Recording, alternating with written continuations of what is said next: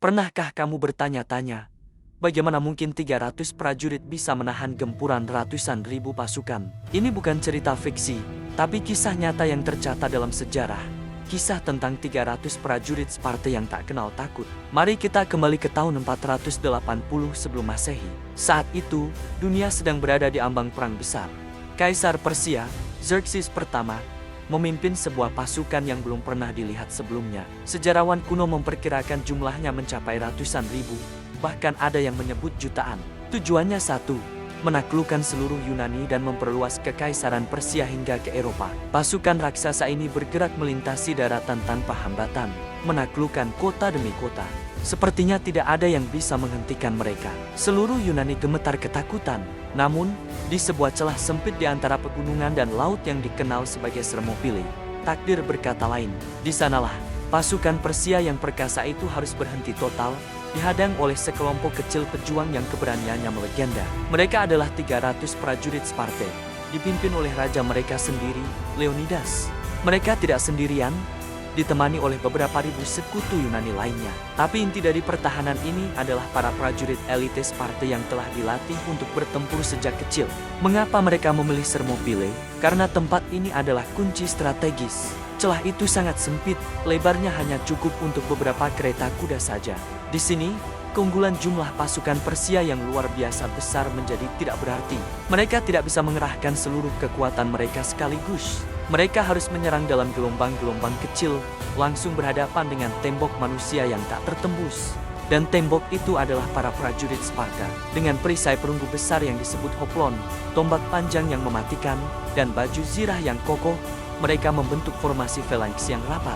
Perisai saling mengunci, menciptakan dinding besi yang sulit ditembus, sementara barisan tombak menjulur keluar, siap menyambut siapapun yang berani mendekat. Hari pertama pertempuran dimulai. Xerxes, dengan penuh percaya diri, mengirim pasukan terbaiknya, suku Medes dan Kisia, untuk menghancurkan pertahanan Yunani. Mereka menyerbu maju, berteriak, yakin akan meraih kemenangan mudah. Tapi yang mereka temui adalah tembok perisai dan hutan tombak. Gelombang serangan mereka pecah seperti ombak yang menghantam karang. Para prajurit Persia jatuh berguguran, sementara barisan Sparta tetap kokoh. Tak bergerak sedikit pun.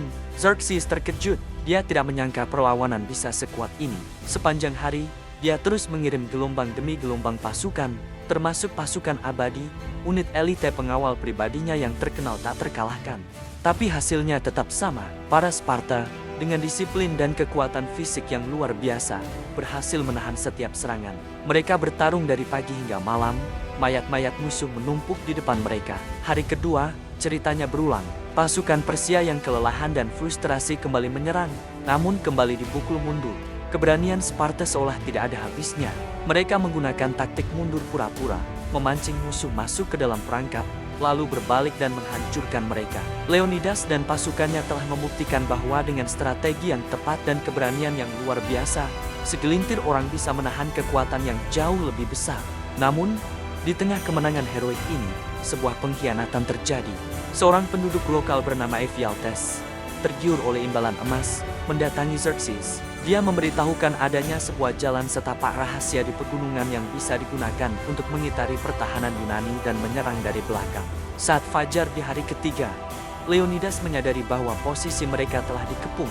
Kematian sudah di depan mata. Dia tahu pertempuran ini tidak bisa dimenangkan lagi. Dia kemudian memerintahkan sebagian besar pasukan sekutu Yunani untuk mundur dan menyelamatkan diri, agar mereka bisa melanjutkan perjuangan di tempat lain.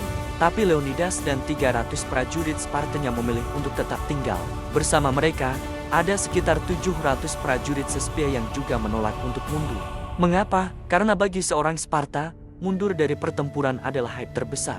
Mereka bertempur bukan untuk menang, tapi untuk kehormatan dan untuk memberikan waktu bagi seluruh Yunani mempersiapkan pertahanan. Di saat-saat terakhir itu, Leonidas mengucapkan kata-kata yang akan dikenang selamanya kepada prajuritnya, "Bersiaplah, kawan-kawan, sarapanlah yang banyak, karena malam ini, kita akan makan malam di Hades." Pertempuran terakhir pun dimulai. Dikepung dari depan dan belakang, para pahlawan ini bertarung dengan amarah dan keberanian yang putus asa. Mereka tidak lagi mempertahankan celah sempit, tapi menyerbu ke tengah-tengah pasukan Persia, menciptakan kekacauan dan menebar kematian sebanyak mungkin sebelum mereka gugur. Tombak mereka patah, mereka menggunakan pedang. Pedang mereka tumpul, mereka bertarung dengan tangan kosong dan gigi. Leonidas gugur di tengah pertempuran sengit. Para prajuritnya yang tersisa berjuang mati-matian untuk merebut kembali jasad raja mereka. Dan mereka berhasil. Akhirnya, terkepung di sebuah bukit kecil, dihujani panah dari segala arah. Para prajurit Sparta dan Sespi terakhir itu menemui ajal mereka sebagai pahlawan. Meskipun mereka semua gugur, pengorbanan mereka tidak sia-sia. Perlawanan sengit di Thermopylae memberikan waktu yang sangat berharga bagi angkatan laut Yunani untuk bersiap dan akhirnya mengalahkan armada Persia dalam pertempuran Salamis. Kemenangan di laut inilah yang pada akhirnya menyelamatkan Yunani dari penaklukan. Kisah 300 prajurit Sparta di Thermopylae bukan hanya tentang perang.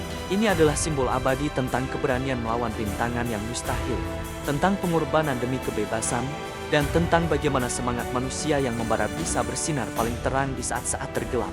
Hingga hari ini, nama Leonidas dan para pejuang Sparta dikenang sebagai lambang kepahlawanan sejati.